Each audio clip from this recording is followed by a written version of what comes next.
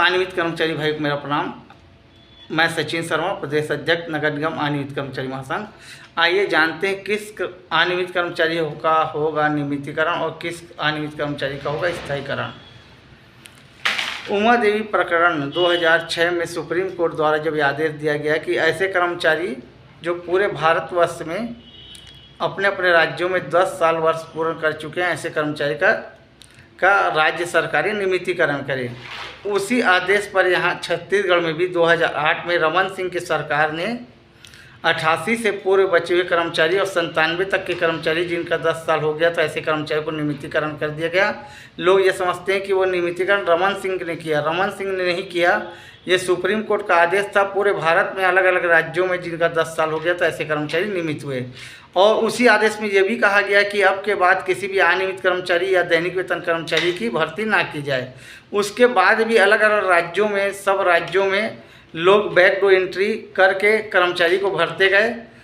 यानी आपको बताना चाहूँगा, बैकडोर कर्मचारी वो हैं जिनके पास नियुक्ति पत्र नहीं है, जो बिना नियुक्ति पत्र के काम कर रहे हैं, ऐसे कर्मचारी को बैकडोर एंट्री कर्मचारी कहा जाता है। तो जो बैकडोर एंट्री कर्मचारी हैं जिनके पास नियुक्ति पत्र नहीं है, ऐसे कर्मचारी का होगा स्थायीकरण। और जो कर्मचारी जिनके पास नियुक्ति पत्र है, जिनको जैसे संविदा कर्मचारी की भर्ती होने से पहले विज्ञापन निकाला जाता है, उनका इंटरव्यू लिया जाता है और फिर उनकी नियुक्ति होती है, उनको नियुक्ति पत्र दिया जाता है। और कई जगह नियुक्ति ऐसी होती है कि सीधा उनको रख लिया जाता है विभाग से, लेकिन नियुक्ति पत्र उनको नहीं दिया जाता और वो काम करते रहते कई वर्षों से।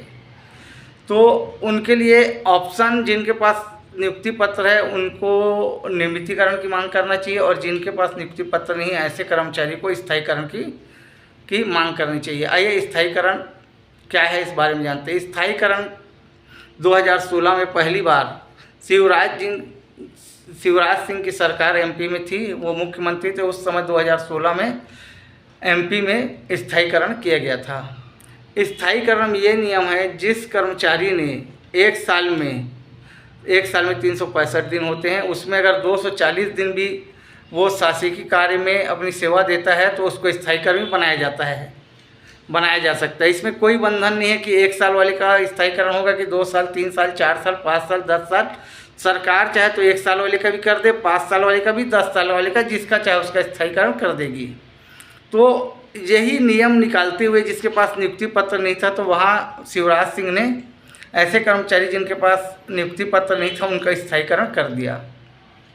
स्थायीकरण होने पर एमपी के ही एक कर्मचारी द्वारा नियमितीकरण की मांग को लेते हुए हाई कोर्ट से सुप्रीम कोर्ट चल दिए और वहां जाके वो केस लड़े। केस लड़ने के बाद सुप्रीम कोर्ट द्वारा उनको ये फैसला सुनाया गया 2023 में कि आपके पास नियुक्ति पत्र नहीं है, आप बैकडोर एंट्री कर्मचारी हैं, आपका स्थायीकरण हो सकता है, ना कि नियमितीकरण। तो मैं फिर यही कहना चाहता हूं कि जिसके पास नियुक्ति पत्र है वो नियमितीकरण की मांग करे, और जिनके पास नियुक्ति पत्र नहीं है ऐसे कर्मचारी के लिए स्थायीकरण ही एक उपाय है। स्थायीकरण करने में कोई कानूनी बाधा नहीं आती। सरकार चाहे तो 1 साल वाले का कर दे, 2 साल वाले का कर दे, 5 साल वाले का कर दे, 10 साल वाले का कर दे। इसमें कुछ भी हानि सरकार को नहीं है। अभी हाल ही में 8 महीना पहले एमपी सरकार द्वारा ऐसे कर्मचारी जो सफाई कर्मचारी थे, 2007 से काम कर रहे थे, उनको 8 महीना पहले ही उनको 7,000 वेतन मिलता था। उनका वेतन बढ़ाते हुए 12,000 रुपये, उनको महीने का 18,000 19,000 रुपये देते हुए बीजेपी की सरकार, मोहन सरकार ने उनका स्थायीकरण कर दिया। तो उनके पास भी नियुक्ति पत्र नहीं था, और स्थायीकरण प्लेसमेंट कर्मचारी का भी हो सकता है और सीधा विभाग से पेमेंट पाने वाले कर्मचारी का भी हो सकता है। ये सरकार के ऊपर जाता है कि वो किसका स्थायीकरण करे। तो मैं आप सबको पहले से बताना चाहता हूँ, जिसके पास नियुक्ति पत्र हैं, अगर ऐसे कर्मचारी किसी मंत्री के पास लेटर देने जाते हैं तो अपने नियमितीकरण के लेटर दें।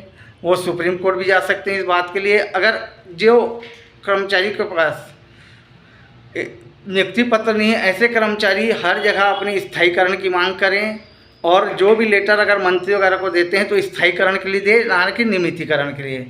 तो आपका स्थायीकरण होने में आसानी है, नियुक्ति होने में आसानी है। धन्यवाद। मैं सचिन शर्मा, प्रदेश अध्यक्ष नगर निगम अनियमित कर्मचारी महासंघ।